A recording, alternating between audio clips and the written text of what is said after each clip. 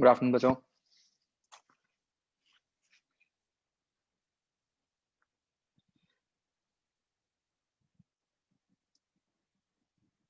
हाँ जी बच्चों, तो फिर कर लिया काम आपने एसी वाला। एक अपना वो भी था ना, वो एलआर सर्किट्स भी बचा हुआ था शायद।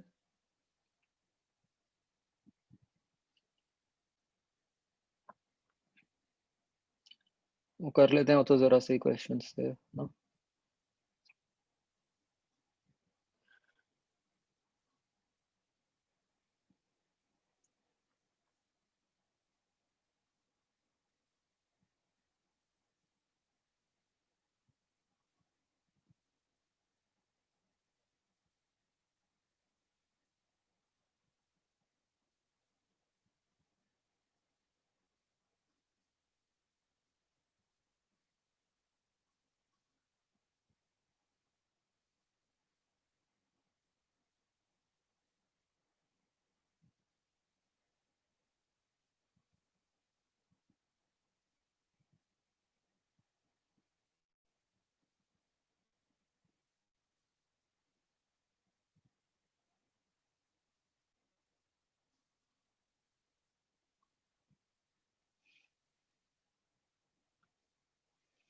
हाँ बच्चों, इन दोनों क्वेश्चंस में कोई doubt?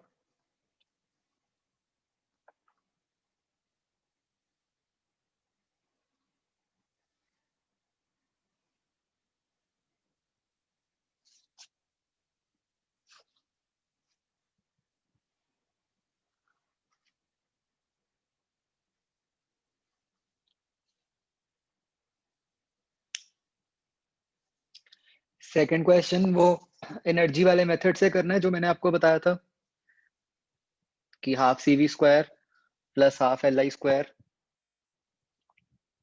Is equal to initial energy. उससे निकल आएगा।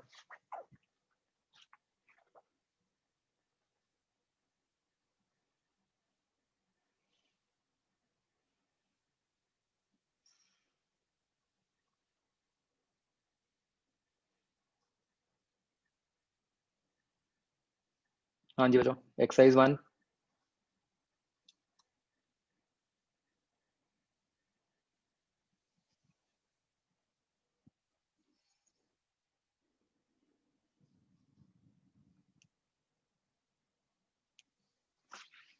एक्सरसाइज 1 में है कोई डाउट बच्चों?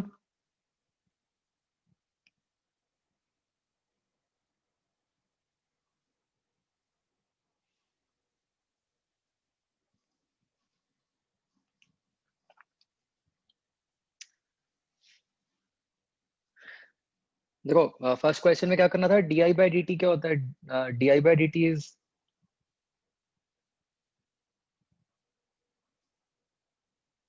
Nothing but D square Q by D T square ना, जो कि क्या था, -1 by L C times Q.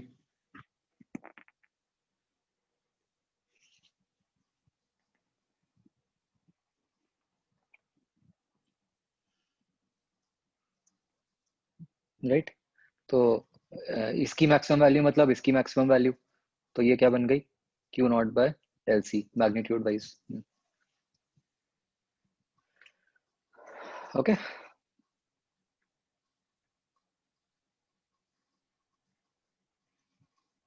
ठीक है।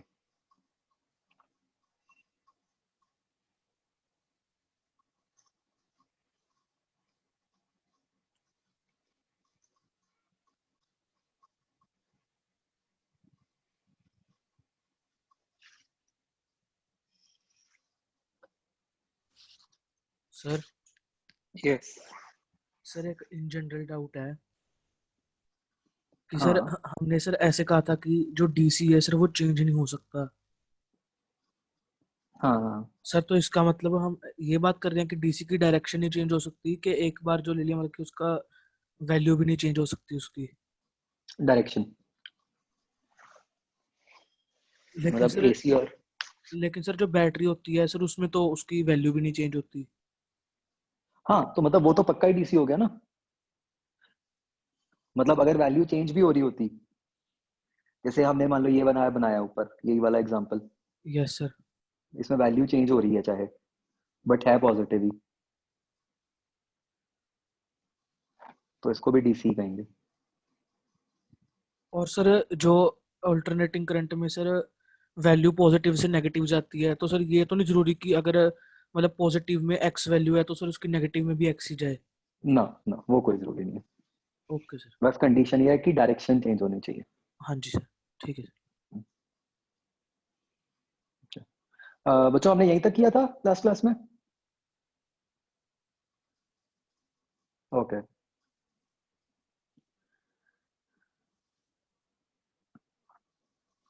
तो जो हम बच्चों मतलब जनरली केस यूज करते हैं एसी का, उसमें करंट या फिर वोल्टेज इस तरीके की होती है, ये एक्सप्रेशन होता है E equal to E naught वाला, sine omega T plus five. Obviously sine हो या कॉस हो, इससे कोई फर्क नहीं पड़ता। Excuse me sir, sir yes, जो हमने ये ग्राफ वाला क्वेश्चन किया है, मतलब कि ये हमने जैसे एवरेज ओवरऑल ग्राफ को देख के इंटरप्रेट किया कि वो एसी है या डीसी है। अगर हम एक पर्टिकुलर इंस्टेंट के लिए देखें तो फिर मतलब कि हर कोई करंट डीसी करंट ही होएगा ना। हाँ इंस्टेंट के लिए नहीं देख सकते, मतलब एसी डीसी डिफाइंड ही टाइम के हिसाब से है, एक इंस्टेंट पे नहीं आप देख के बता सकते कि वो इसके एसी है लिए या सर डीसी हमें है। पूरी सिचुएशन के हाँ, अकॉर्डिंग इंटरप्रेट करना पड़ेगा। Yes yes. Okay sir. तो बच्चों अब इस टाइप का जो एक्सप्रेशन है, इसमें क्या दिक्कत है कि यहाँ पे हम देख सकते हैं कि जो E की वैल्यू है वो चेंज करती जा रही है हर इंस्टेंट पे, और डायरेक्शन भी चेंज करती जा रही है, राइट। तो जब कोई क्वांटिटी ऐसी है जो वेरिएबल है, जो बार बार चेंज ही करती जा रही है, ठीक है, तो हम उसको कैसे स्टडी करते हैं? कोई एग्जांपल लो भाई, जैसे हम कहते हैं कि भाई बारिश है, एक दिन कम हो गई, एक दिन ज्यादा हो गई, एक दिन हुई नहीं, तो हम कैसे बताते हैं कि भाई हाँ वो सिटी है वहां ज्यादा बारिश होती है, ये सिटी है यहाँ कम बारिश होती है? हम एवरेज ले लेते हैं, राइट। तो यहां पर भी करंट और वोल्टेज की वैल्यूज के बारे में बात करने के लिए हम एवरेज लेते हैं, ठीक है। तो बच्चों अभी जस्ट रिसेंटली हमने स्टडी किया था कि हम एवरेज कैसे निकालते हैं, राइट। तो उसी को यूज करते हुए जो ईएमएफ की एवरेज वैल्यू बनेगी एक साइकिल के लिए, ठीक है, एक पूरा साइकिल बच्चों, एक पूरा साइकिल समझते हैं आप क्या मीनिंग हुआ?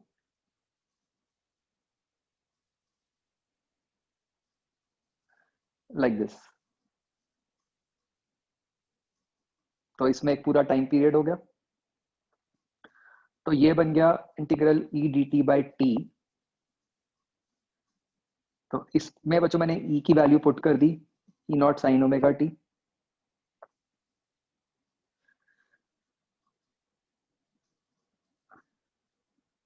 टी को मैं लिख सकता हूँ एज 2 पाई बाय ओमेगा, ये मतलब मैंने आपको अभी कराई थी ये सारी डेरिवेशंस, राइट। तो ये वैल्यू बन गई 0।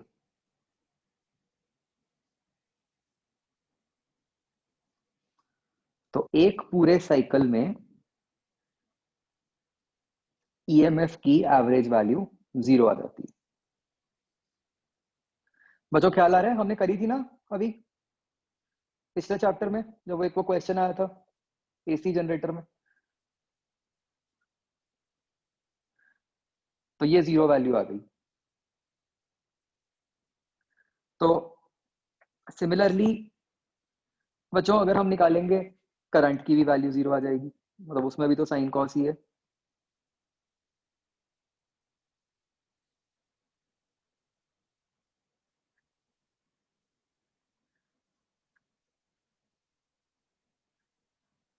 ठीक है। तो इसका तो कोई फायदा ही नहीं हुआ। 0 तो बड़ा ही अजीब है कहने में, हम क्या बोलें कि भाई 0 वोल्टेज आती है, उससे तो कुछ भी समझ नहीं आ रहा किसी को, है ना।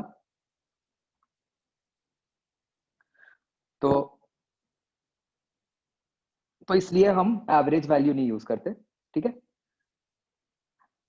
वैसे हम जस्ट फॉर मतलब वैसे ही for the sake of a question हम हाफ साइकिल के लिए भी निकाल के देखते हैं। बताओ बच्चों, हाफ साइकिल के लिए ट्राई करो, निकाल के देखो क्या बनेगी एवरेज वैल्यू।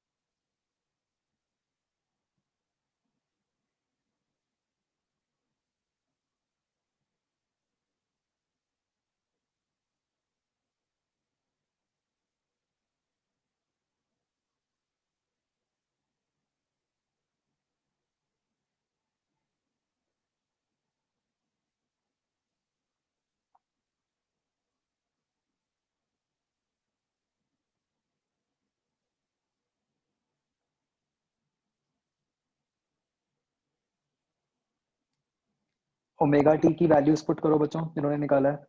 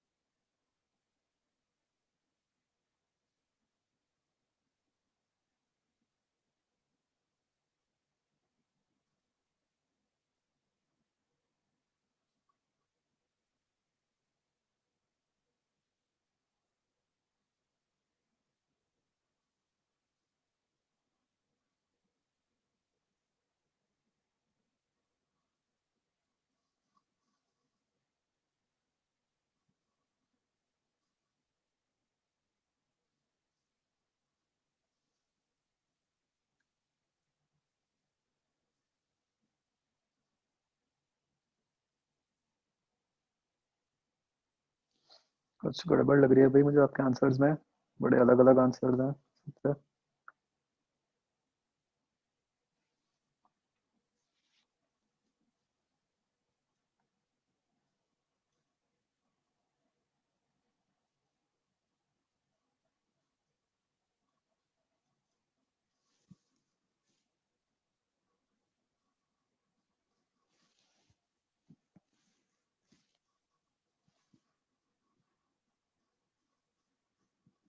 लिखो।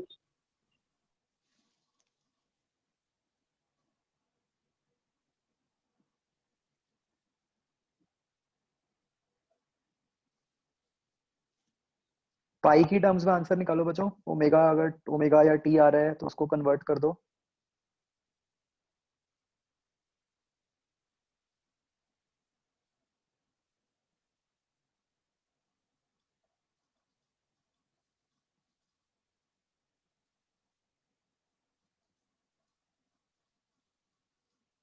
अभी तक आंसर सिर्फ ओजस का ठीक है, और एक अवल जोत का ठीक है।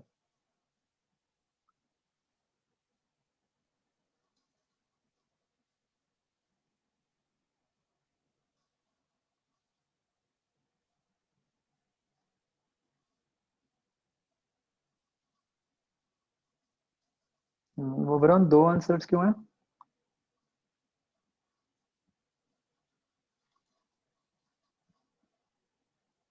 अच्छा, करंट का, हाँ। एक फर्स्ट ठीक लिखा है या कुछ मिसप्रिंट है? खुशनीत ठीक है।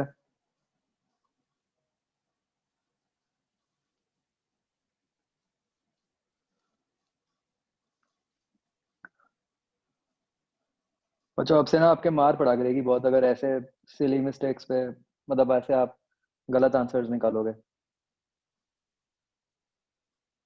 मैं बता रहा था आपको कल भी, भाई अब है नहीं पॉसिबल हम ऐसे सिली मिस्टेक्स करके गलत कर दें। मुस्कान ठीक है।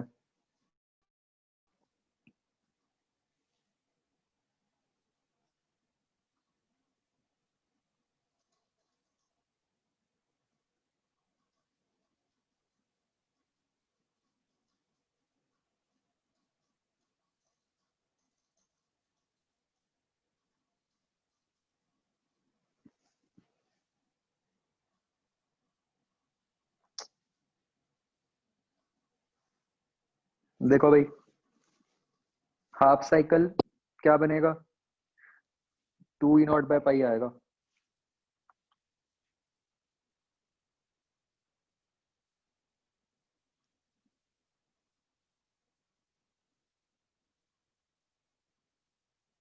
कैसे लिखोगे? 0 से T/2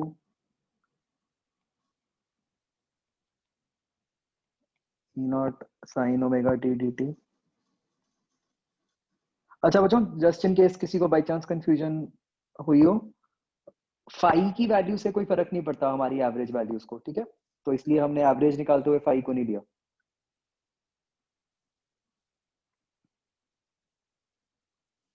एक तो आधे लोगों ने तो यही गलती की होगी कि नीचे टाइम टी लिख दिया होगा।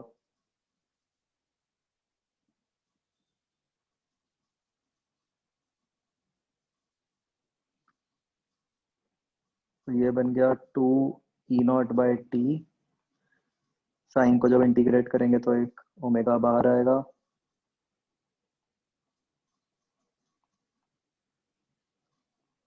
Minus cos omega T.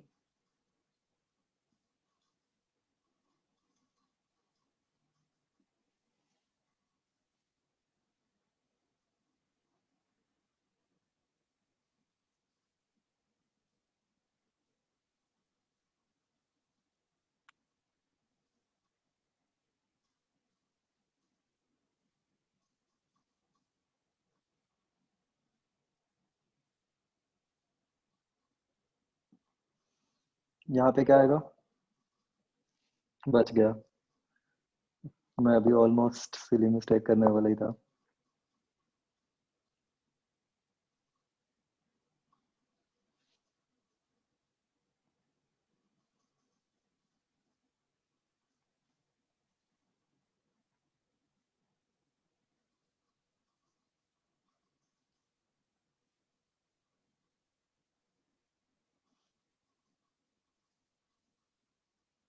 तो एक तो माइनस है, तो कॉस ओमेगा कैपिटल टी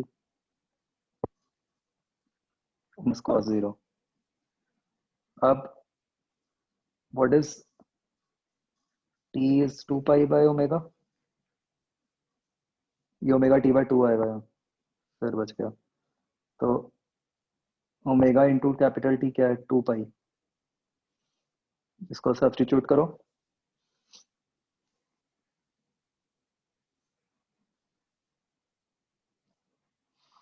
तो जो ब्रैकेट वाली टर्म है आपकी, वो क्या बन गई?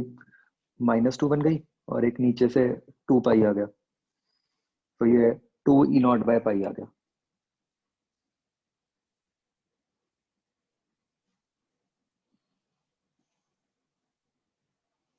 हाँ जी, मिल गई सबको गलतियां अपनी?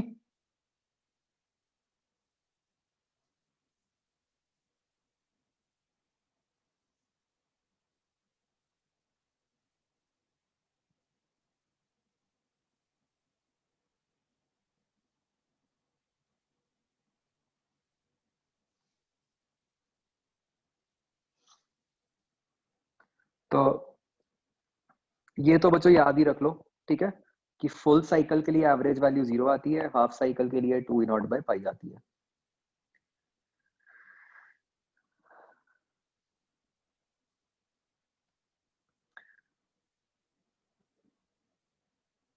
तो हम यूज नहीं करते एवरेज को, बट हमें एटलीस्ट निकालनी आनी चाहिए वैल्यूज।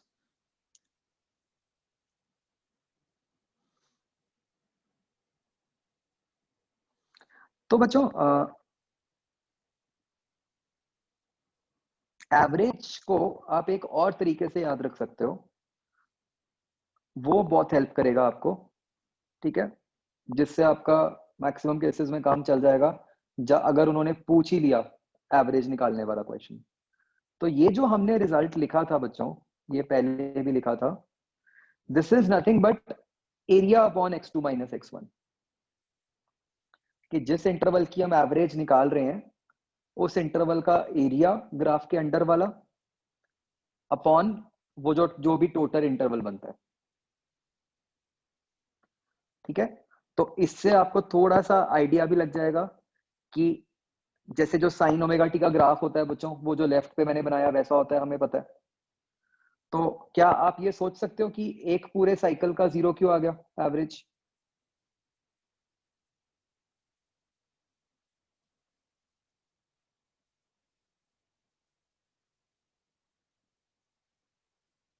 बोलो भाई, क्यों आया 0?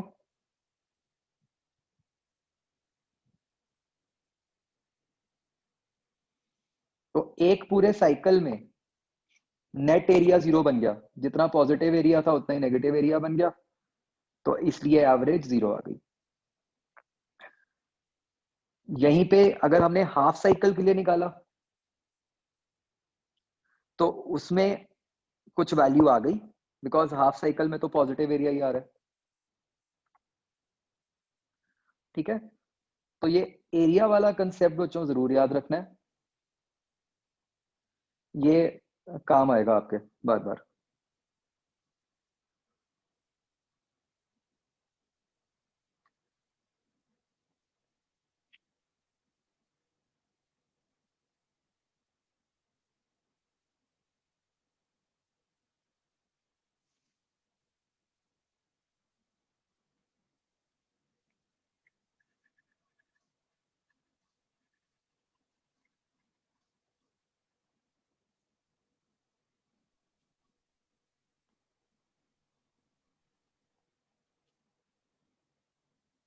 तो एरिया के बेसिस पे क्या है कि आप सीधा कई बातें प्रिडिक्ट कर पाओगे जो कि आप मैथमेटिकली फॉर्मूला से नहीं कर पाते।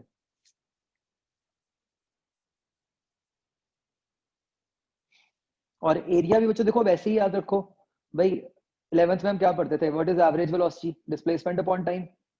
डिस्प्लेसमेंट क्या होता था, एरिया ही तो होता था वेलोसिटी टाइम ग्राफ का, है ना। तो चाहे उसको मैं इंटीग्रल वाई डी टी कह दूं, चाहे एरिया कह दूं, वो तो एक ही बात है।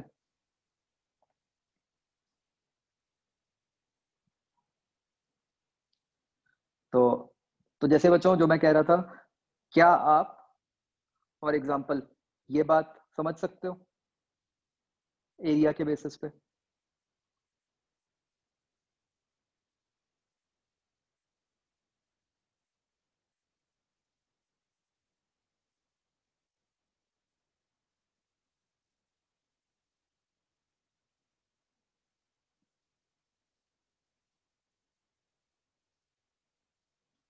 तो मैं जो क्या कह रहा था कि एवरेज में जो एरिया आया उसको याद रखने का तरीका क्या है, जैसे 11th में हम पढ़ते थे average velocity equal to displacement upon time.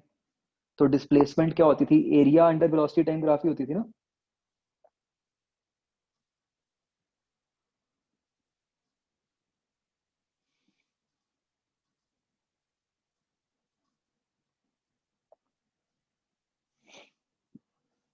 तो ये बात समझ आ गई बच्चों कैसे बना, 0 से t/4 इक्वल टू t/4 से t/2 वाला।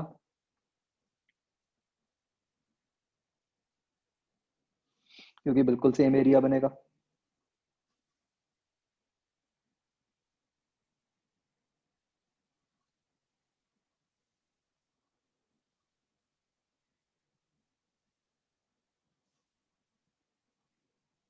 ओके, तो चलो एक क्वेश्चन ट्राई करो। मान लो एक करंट इस तरीके का है, आई नॉट से शुरू हुआ, नीचे की तरफ जा रहा है,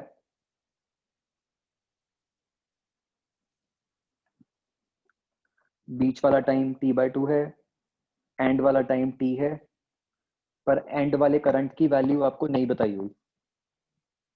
ठीक है, तो आप ये 3 एवरेजेस निकालो, गलती मत करना।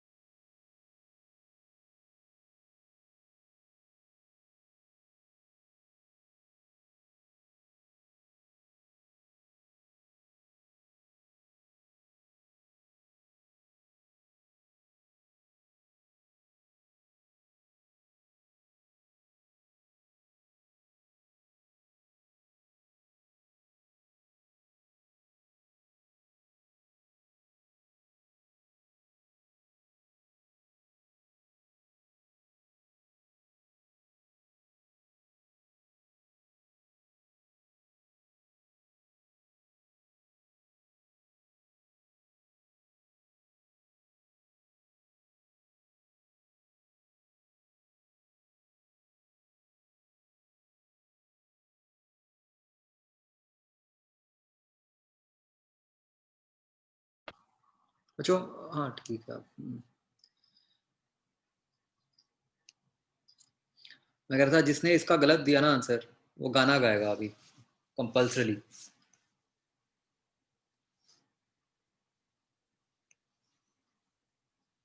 मैं पढ़ाऊंगा नहीं आगे जब तक मैंने गाना नहीं सुन लिया।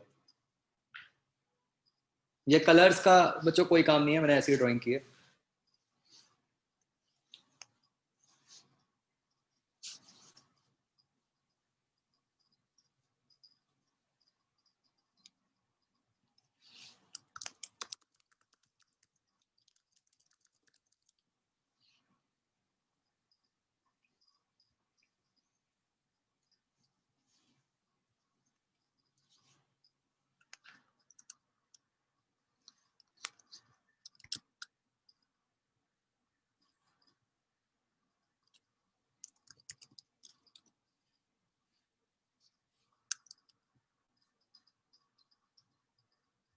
Employers.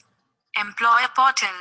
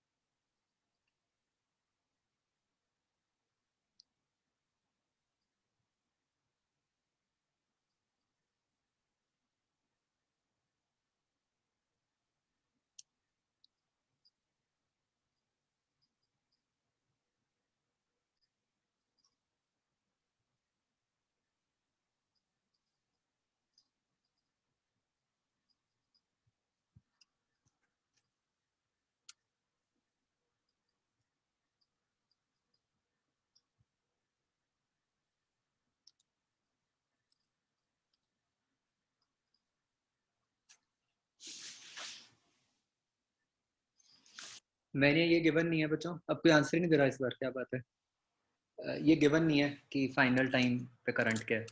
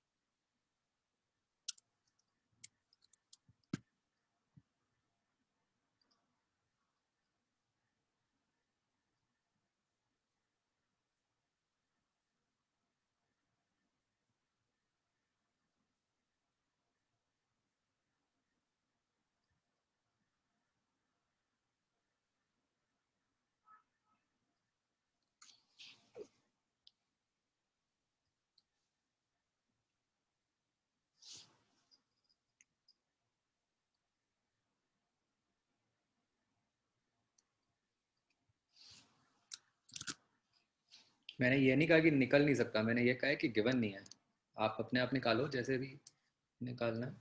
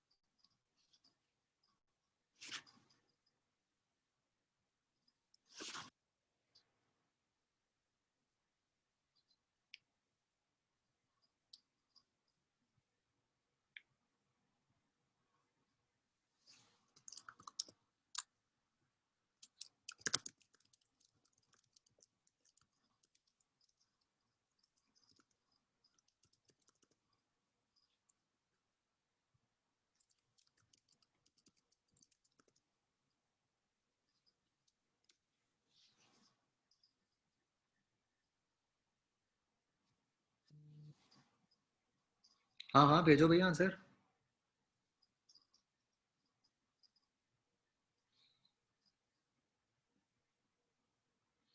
दो गलत आंसर्स तो आ गए मेरे पास, जो दो आए हैं अभी तक वो गलत है।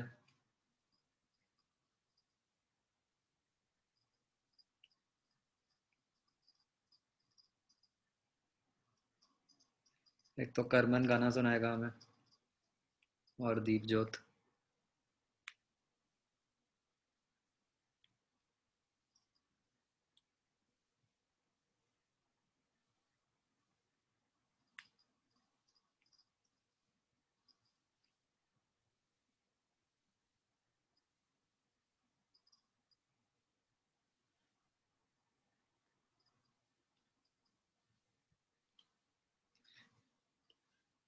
तीसरा आदित्य।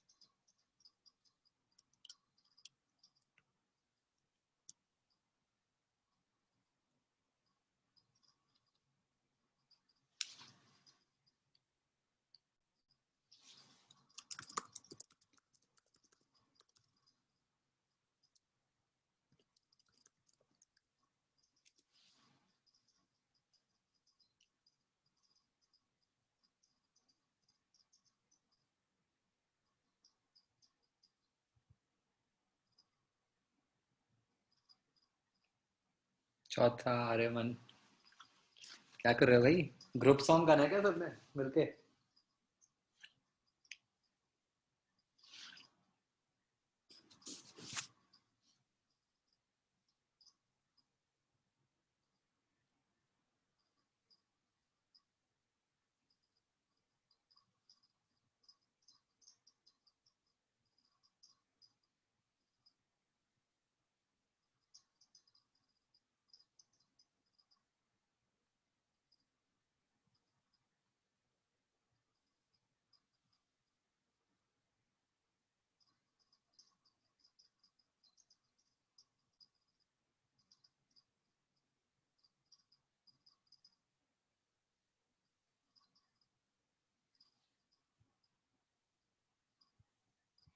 नहीं, मैं ये नहीं बताऊंगा कौन सा पार्ट सही है कौन सा गलत है, इतना तो खुद करो।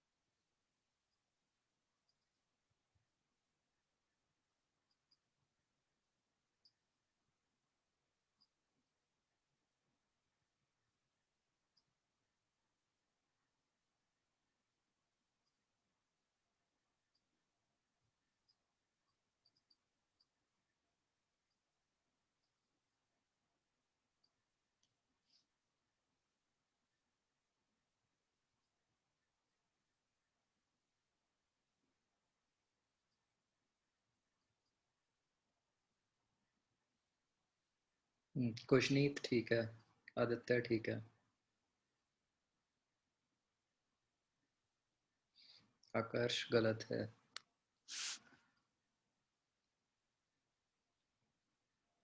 करमन जो आपने दोबारा भेजा था वो भी गलत है, अमिताभ ठीक है, आकर्ष गलत है। चलो भाई, लास्ट 5 मिनट्स, फटाफट करो।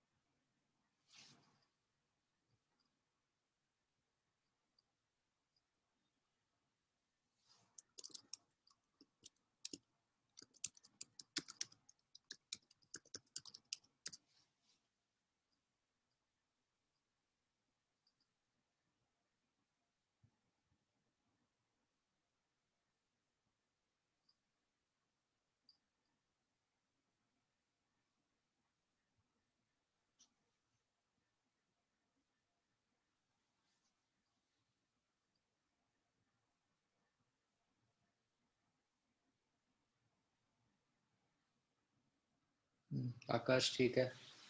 बाकी लोग गाना भी सोच लो भाई, फिर इतना टाइम खराब होगा आपका नहीं तो बाद में।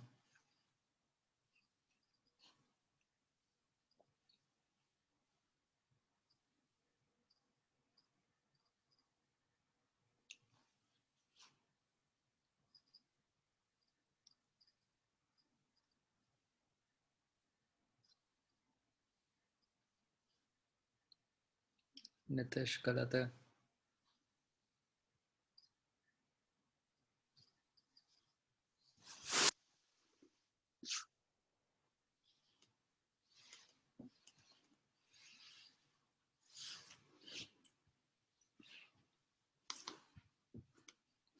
चलो मैं बता रहा हूँ। बहुत लोगों ने बहुत सेफ खेला है इस बार कि जान के आंसर ही नहीं बताया जो नॉर्मली बताते थे।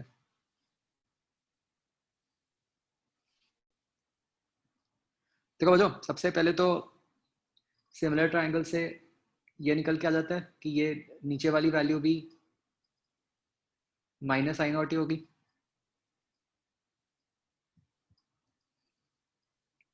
राइट। एंड ये जो बीच वाली वैल्यू है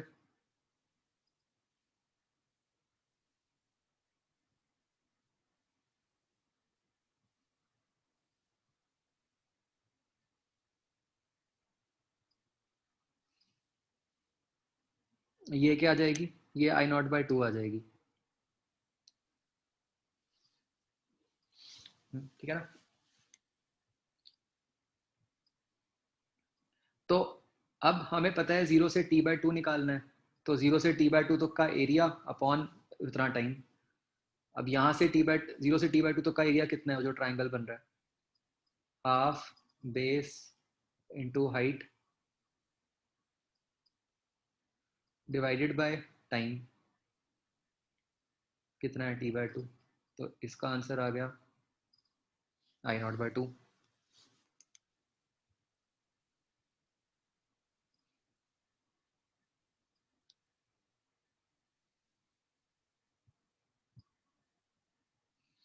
मतलब सरप्राइजिंगली आप में से कई लोगों ने पहला भी गलत निकाला था।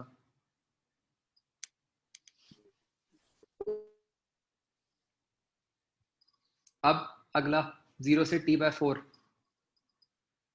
0 से t बाय फोर जो है बच्चों, वो आप देख सकते हो कि ये ट्रेपीजियम बन रहा है ब्लू कलर का।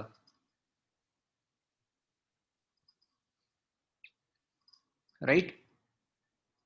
ये समझ आ रहा है कि ट्रेपीजियम बन रहा है?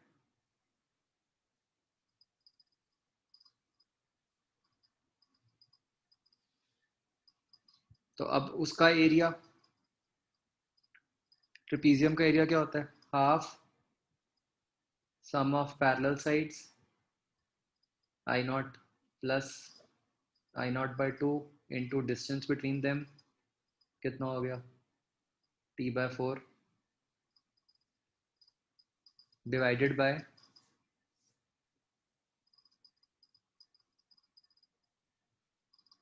The time. टाइम कितना है?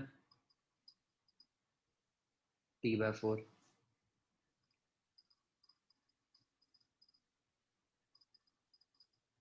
तो ये वैल्यू क्या आ गई? 3 आई not by four.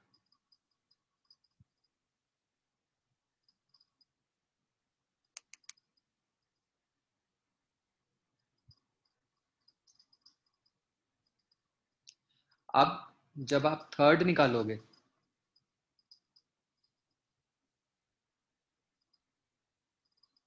Third case में बच्चों जो टाइम है वो 3t बाय फोर है।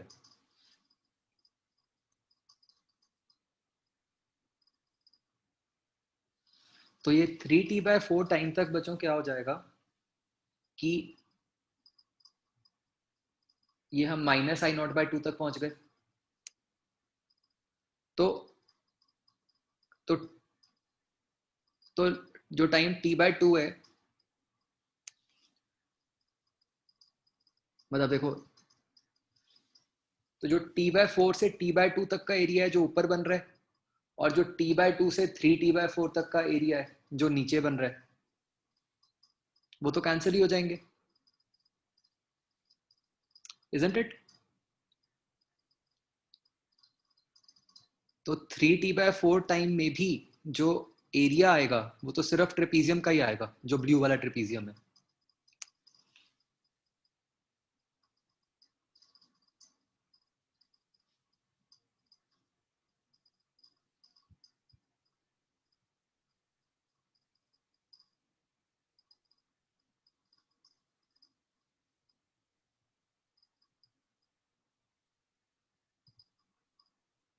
तो रेड वाला एरिया ऊपर और नीचे दोनों तरफ से कट जाएगा।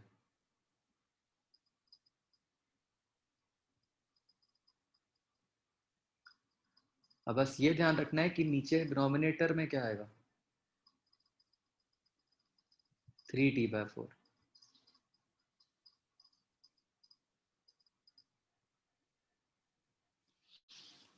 तो ये आंसर बन जाएगा I0/4। समझ आ गए बच्चों सारे स्टेप्स?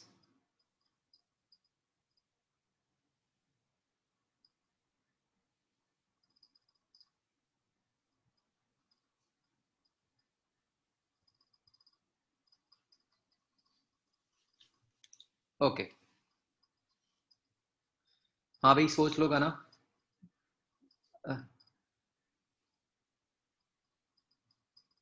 एक बच्चों ये ध्यान रखना है कि जब कुछ टाइम मेंशन ना हो किसी क्वेश्चन में, तब हमेशा एक साइकिल के लिए अज्यूम्ड होता है वो। ठीक है, तो नेक्स्ट बच्चों अब हम बात करेंगे आरएमएस वैल्यूज की। हमने देखा कि एवरेज वैल्यू तो 0 आ गई, जिसका कोई प्रैक्टिकल यूज नहीं है। तो अब हम आरएमएस वैल्यूज यूज करेंगे। हाँ, previous question you can do without the area also. उसमें क्या होगा, आपको इसकी इक्वेशन लिखनी पड़ेगी करंट की। तो करंट की इक्वेशन लिख लो इन टर्म्स ऑफ टाइम, फिर उसको इंटीग्रेट कर लो। सर सर इसमें हम वो रूल नहीं लगा सकते कि 0 से t/4 तक का t/4 से t/2 तक इक्वल होगा एवरेज करंट?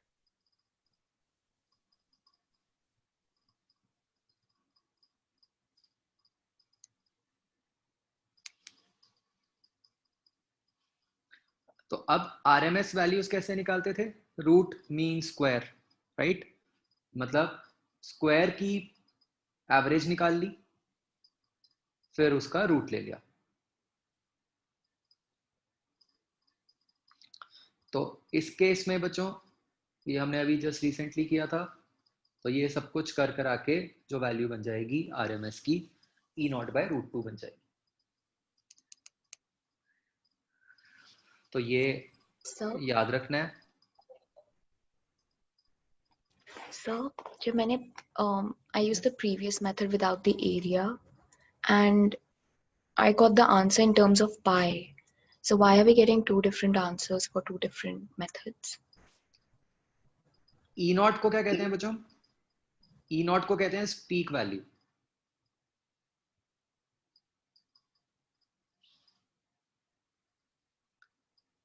हाँ, ये रिजल्ट याद रखना है, इंटीग्रेशन की आज सच जरूरत नहीं है।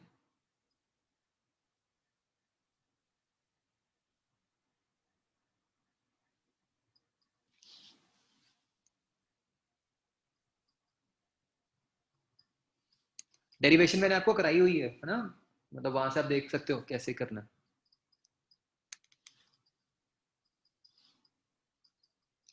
तो बच्चों जो हम कहते भी है ना कि हमारे घर पे भी हम क्या कहते हैं, अभी क्या कितनी वोल्टेज आती है, 220 वोल्ट आता है। तो वो 220 जो होता है दैट इज आरएमएस वैल्यू।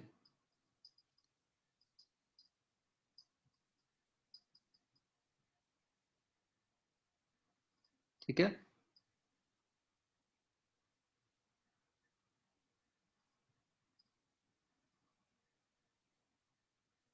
तो आप सीधा बच्चों ये याद रख सकते हो कि जब आप एक पूरे टाइम पीरियड के लिए साइन ओमेगा टी dt को इंटीग्रेट करते हो, वो हमेशा, मतलब आप इतना याद रख लोगे तो फिर आपको इस चैप्टर की मैथ्स में कोई मुश्किल नहीं आएगी। बस ये याद रख लो सीधा कि ये 0 बन जाता है, और जब हम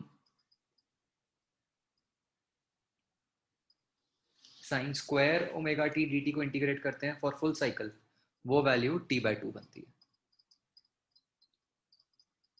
ठीक है, इसको याद करके इजीली अपना काम चल जाएगा।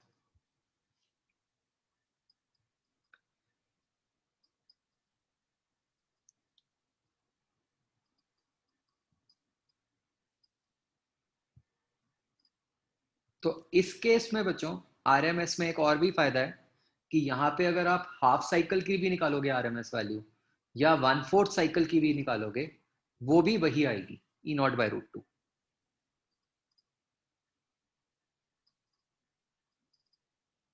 ठीक है, इसको थोड़ा सा सोच के देखो लॉजिकली ऐसा क्यों आया।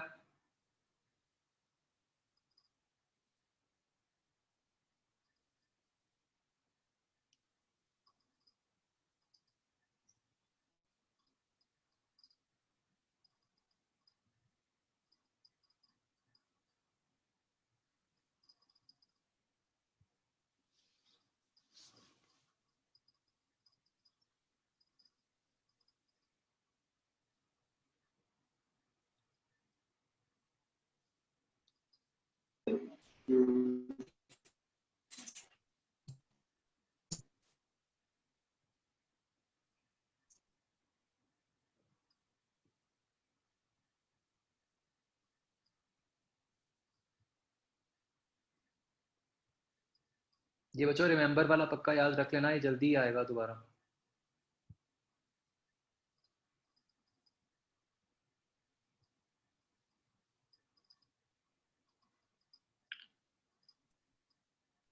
Excuse me, sir.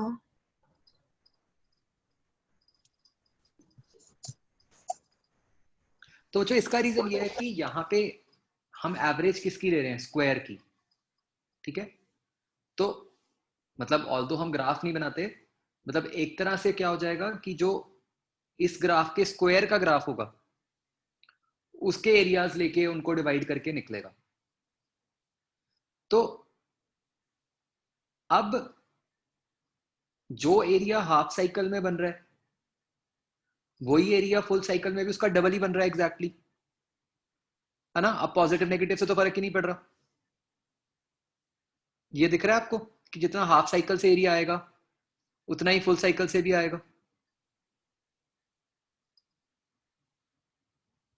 मतलब उसका डबल, राइट। एंड अगर हम 1/4 साइकिल लेंगे तो 1/4 एरिया ही आ रहा है। तो मतलब जितना टाइम बढ़ रहा है, अगर आपने टाइम को t/4 से t/2 किया, डबल किया, तो एरिया भी डबल हो गया। जब आपने टाइम को t/2 से t किया तो फिर एरिया डबल हो गया। तो न्यूमरेटर भी सेम अमाउंट से बढ़ रहा है, डिनोमिनेटर भी सेम अमाउंट से बढ़ रहा है। तो इसलिए जो एवरेज वैल्यू है वो, सॉरी, जो आरएमएस वैल्यू है वो सेम रहती है।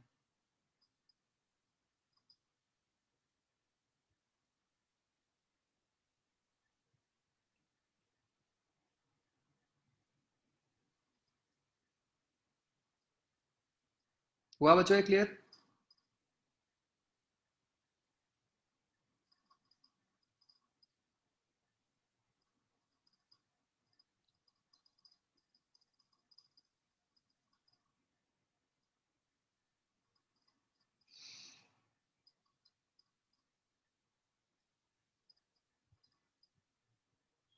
हाँ बच्चों सोच लो प्लीज।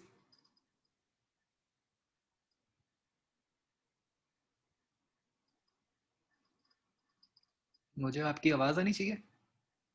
आप कुछ बोल रहे हो क्या? पीछे दो बच्चों ने डाउट पूछे थे, वो शायद मिस हो गए थे।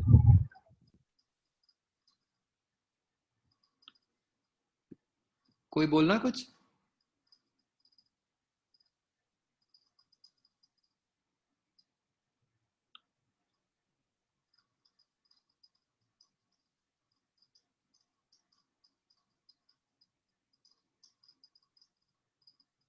नहीं, मुझे नहीं सुनाई दिया। ये क्या चक्कर है? अच्छा,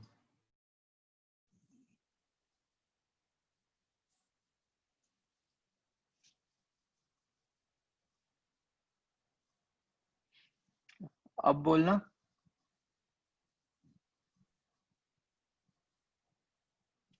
सर हाँ अब सुन रहा, यस। सर जो वो क्वेश्चन किया था जिसमें सर ग्राफ वाला, सर हाँ उस हाँ क्वेश्चन सर उस क्वेश्चन में सर 0 से t/4 तक की एवरेज और सर t/4 से t/2 तक की एवरेज को इक्वल नहीं ले सकते हम?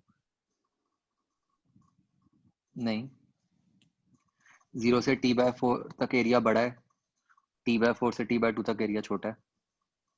तो सर मतलब कि हमने जो वो लिखी है सर, ये की थी जीरो सर ऊपर ग्राफ से, सर वो सिर्फ वो साइनसोइडल ग्राफ के लिए ही होगी। हाँ हाँ, वो सिर्फ उसके लिए थी जो स्टैंडर्ड केस है। ओके सर, और इसकी सर इक्वेशन बता दो कि सर कैसे कह रहे हो, आपकी वही y = mx वाली इक्वेशन ही बनानी है? हाँ हाँ, उससे y = mx + c से। Okay sir.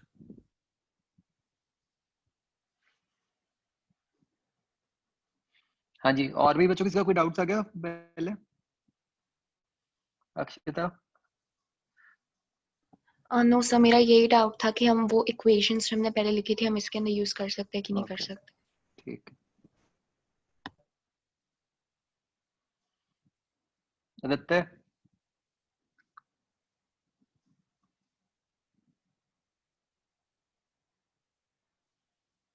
ठीक है।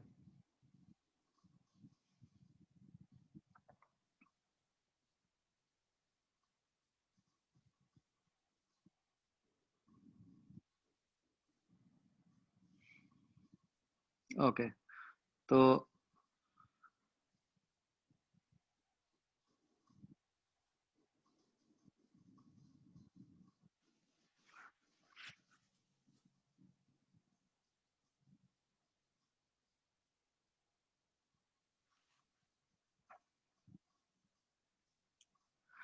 ये बच्चों होमवर्क में एक बार ट्राई करना, RMS वैल्यूज निकालना, जो पहले वाला एग्जांपल था। थोड़ा सा मुश्किल है, मतलब अगर आपको मैथ्स वगैरह में इंटरेस्ट है तो करना, अदरवाइज छोड़ देना। मेडिकल के हिसाब से जरूरत नहीं है हमें करने की, ठीक है।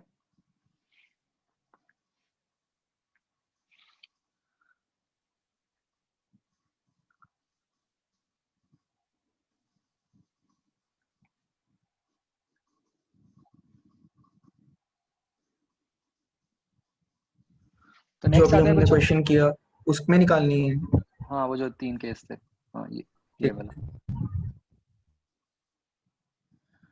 तो नेक्स्ट आता है बच्चों मेजरमेंट ऑफ AC। तो हमें पता चल गया कि AC किस टाइप का है। तो बच्चों इमेजिन करो कि अगर हमने एक गैल्वेनोमीटर को लगाया, तो AC के केस में गैल्वेनोमीटर की नीडल के साथ क्या होगा?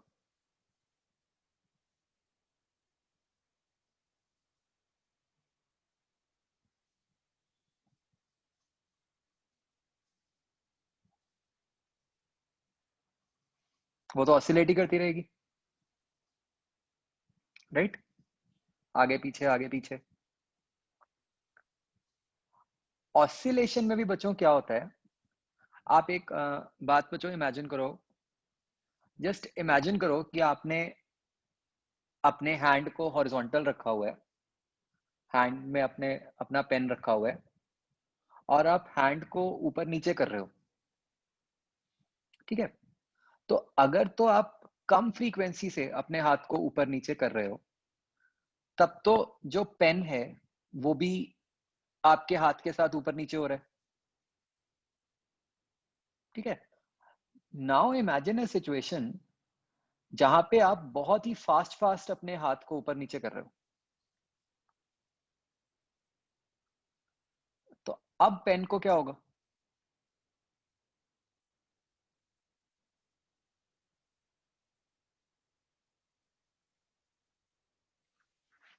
I am talking about a situation like this. एक ऐसे प्लेटफॉर्म है, प्लेटफॉर्म के ऊपर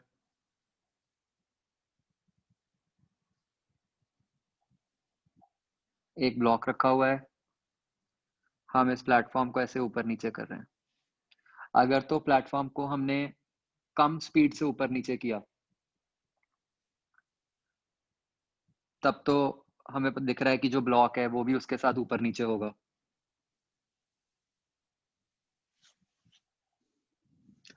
अगर हम प्लेटफॉर्म को बहुत ही रैपिडली ऊपर नीचे कर रहे हो तो क्या होगा बच्चों?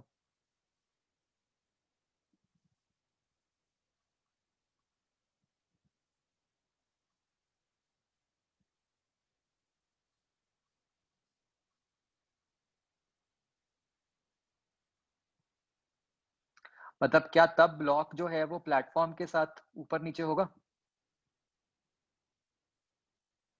नहीं होगा ना, ब्लॉक वहीं पे ही रह जाएगा।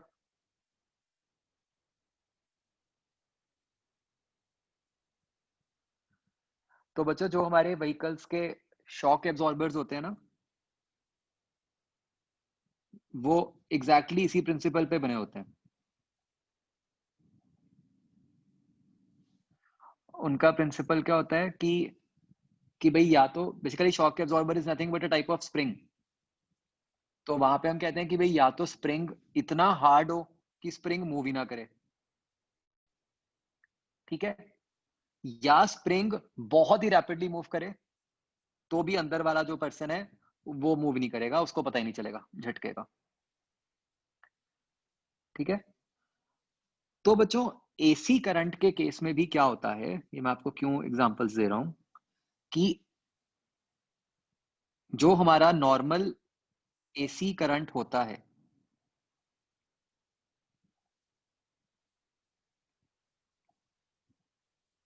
उसकी फ्रीक्वेंसी होती है 50 हर्ट्ज, मतलब 50 साइकिल्स पर सेकंड। तो this frequency is so big कि इतना फास्ट चेंज हो रहा है कि गिल्वेनोमीटर को बच्चों टाइम ही नहीं मिलता रिएक्ट करने का। जब तक उसको लगता है करंट राइट को है उतने में लेफ्ट हो जाता है, जब तक लेफ्ट को लगता है तब तक राइट हो जाता है, एंड सो ऑन। तो प्रैक्टिकली गिल्वेनोमीटर जीरो पे ही रह जाता है, वो मूव ही नहीं करता।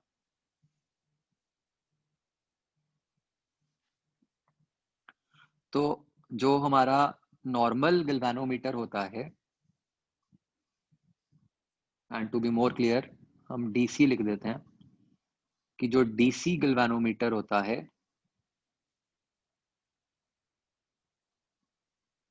It shows zero reading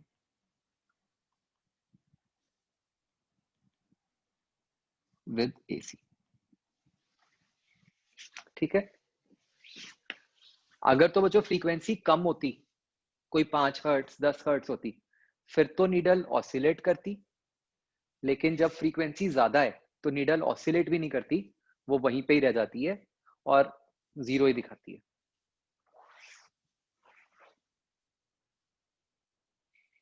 alright,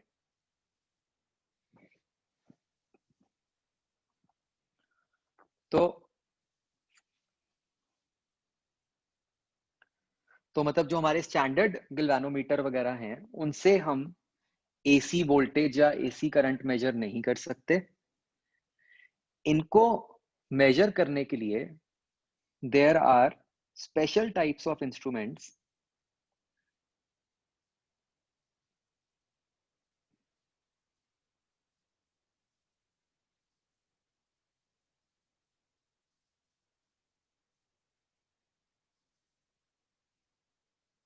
जिनको हम कहते हैं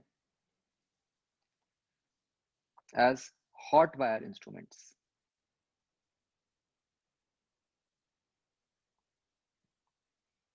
तो हमें कोई इनकी वर्किंग वगैरह नहीं समझनी, हमें बस ये समझना, हमें बस पता होना चाहिए कि ये हॉट वायर इंस्ट्रूमेंट्स होते हैं और इनका जो बेसिक प्रिंसिपल होता है वो ये होता है कि वो हीट मेजर कर लेते हैं।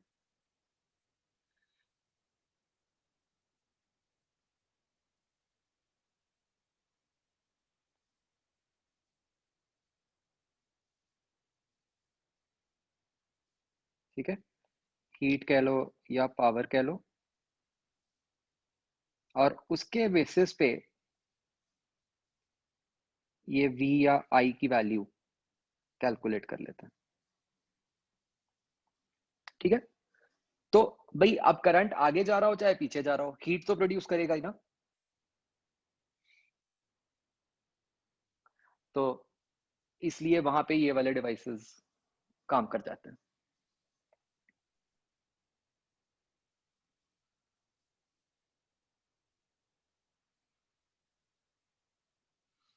कशिश कौन सा सेकंड पॉइंट, जीरो रीडिंग वाला?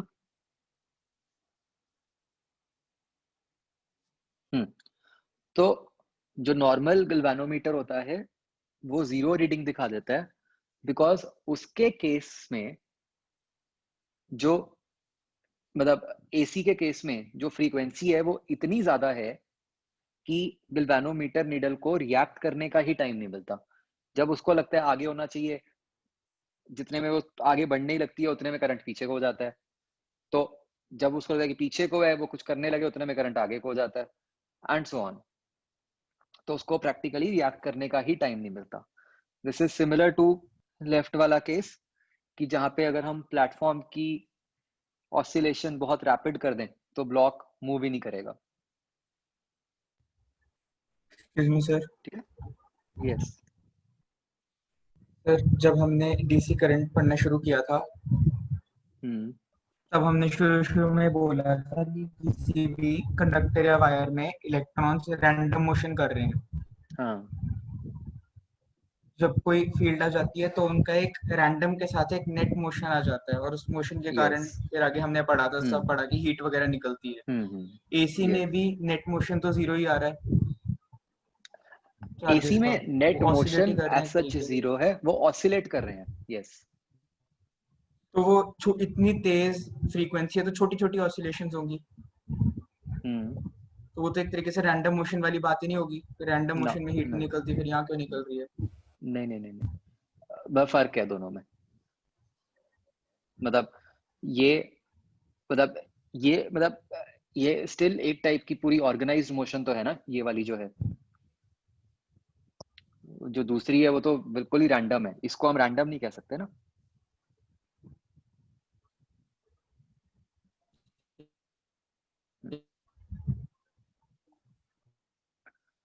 तो बस इतना हमें बताना चाहिए, ठीक है, कि बच्चों ये हॉट वायर इंस्ट्रूमेंट्स होते हैं। सर और बच्चों एक बात और, ये डिवाइसेस से जो रीडिंग मिलती है वो हमेशा आरएमएस रीडिंग मिलती है,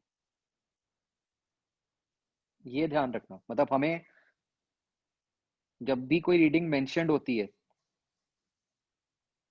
कि हमें कहा है कि इतने वोल्ट है जी या इतने एम्पेयर है, that is always RMS.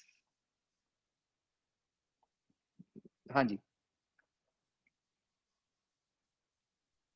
Sir hmm sir जैसे ट्रांसफार्मर में हमने किया था कि जो एसी करंट जाता है सर उसके कारण कॉइल में से मैग्नेटिक फील्ड प्रोड्यूस होती है हम्म और सर फिर वो मतलब ट्रेवल करती है और दूसरी साइड से निकल जाती है करंट बन के।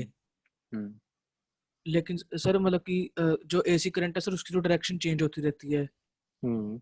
तो सर तो कॉइल में जब प्राइमरी कॉइल में सर जब करंट जा रहा होगा तो सर वो भी कभी एंटी क्लॉकवाइज कभी क्लॉकवाइज जा रहा होगा। Yes yes.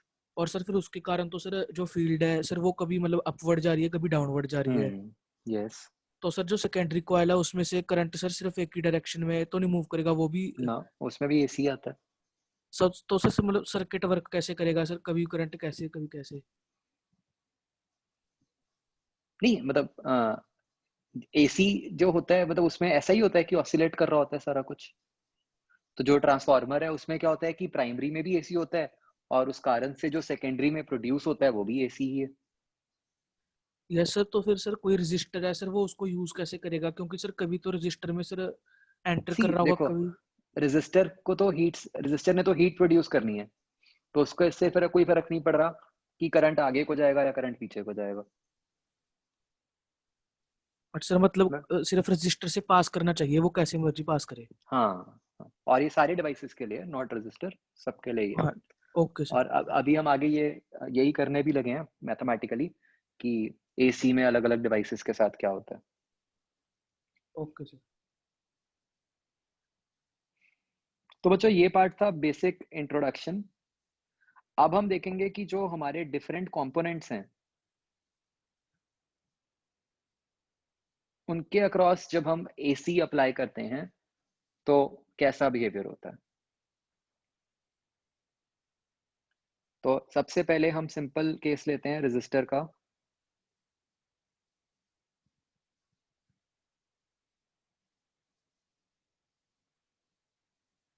बच्चों रेजिस्टर को हम इस तरीके से शो करते हैं, मतलब ये जो सोर्स है एसी का, ये हम ना ऐसे एक सर्कल सा बना के उसमें साइन कर्व दिखा देते हैं। दिस शोज की AC सोर्स है, और ये सोर्स मतलब चाहे वोल्टेज हो चाहे करंट हो, हम ऐसे ही दिखाते हैं।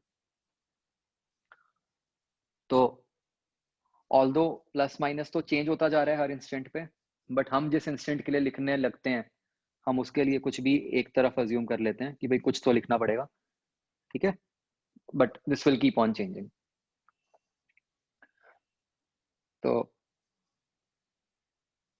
तो हम नीचे बच्चों लिख लेते हैं कि भाई किस टाइप की, मतलब क्या एग्जैक्ट एक्सप्रेशन क्या है। तो भाई मान लो E equal to E0 sine omega T, इस टाइप का एक्सप्रेशन है, and let's say current I flow कर रहा है। तो we can still apply Kirchhoff in the equation loop। तो Kirchhoff से हमारे पास आया कि E0 sine omega T minus IR equal to 0।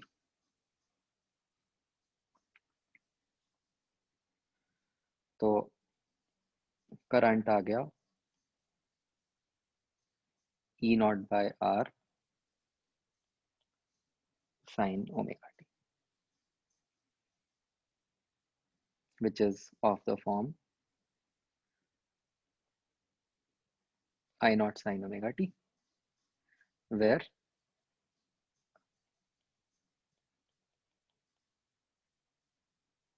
I0 is E0 by R।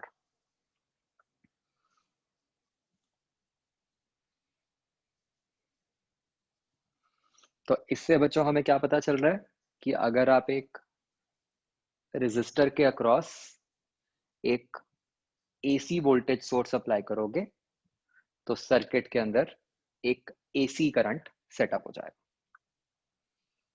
और इस करंट की जो वैल्यू है वो वैसे ही निकलती है, मतलब वही वोल्टेज बाय रेजिस्टेंस करके, उसमें कुछ अलग नहीं है।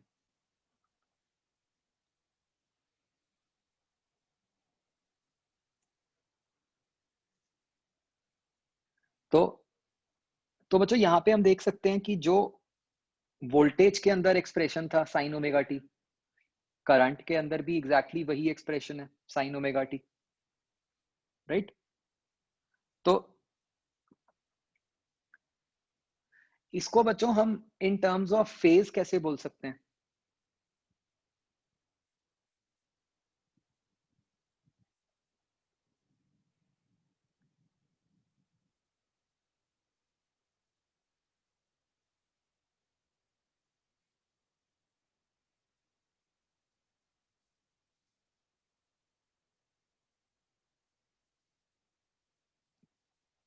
कि फेज डिफरेंस 0 है।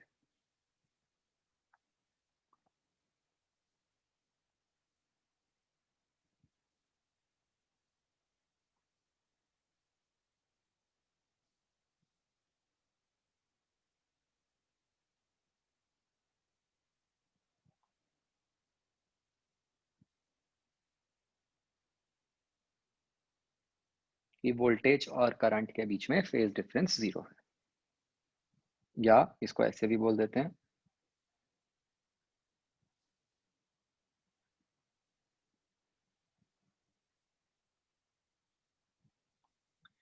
कि voltage and current are in phase.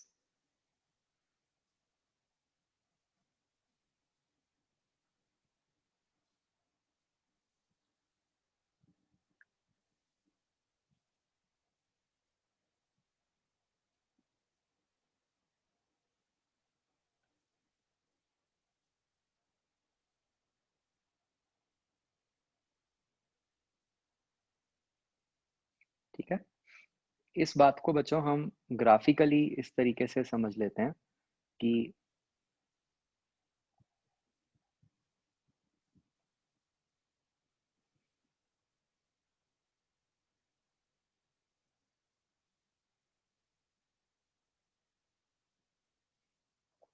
अगर वोल्टेज का ग्राफ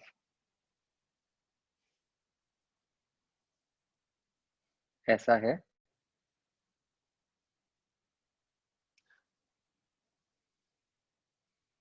तो जो करंट का ग्राफ होगा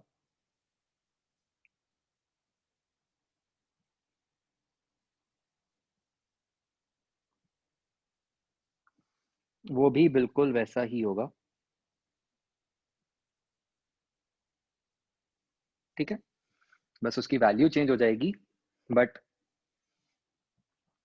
जैसे वोल्टेज ऊपर नीचे हो रही होगी, करंट भी बिल्कुल वैसे ही ऊपर नीचे हो रहा होगा।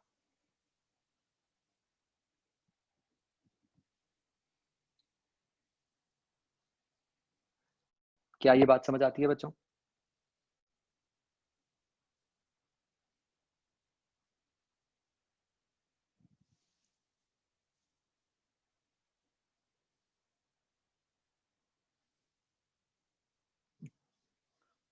ओके,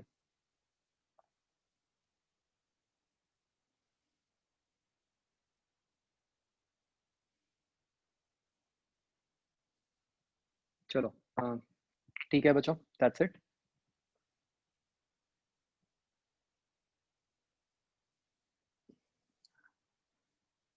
आपने बच्चों एक्चुअली नेक्स्ट कंसेप्ट थोड़ा सा मैथमेटिकल है, तो आज के लिए इतनी मैथ्स बहुत है।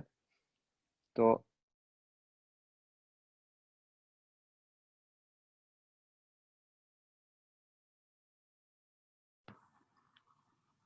ए पार्ट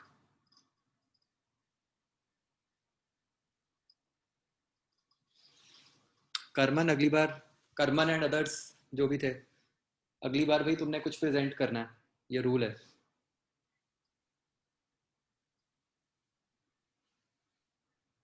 ठीक है, नहीं तो फिर भाई क्लास की रिकॉर्डिंग देखनी पड़ेगी तुम्हें। सर एक हमारी पिछले पार्ट टेस्ट की डिस्कशन पड़ी चलो है। ठीक है बच्चों, ओके। सर हमारी पिछले पार्ट टेस्ट की डिस्कशन पड़ी है।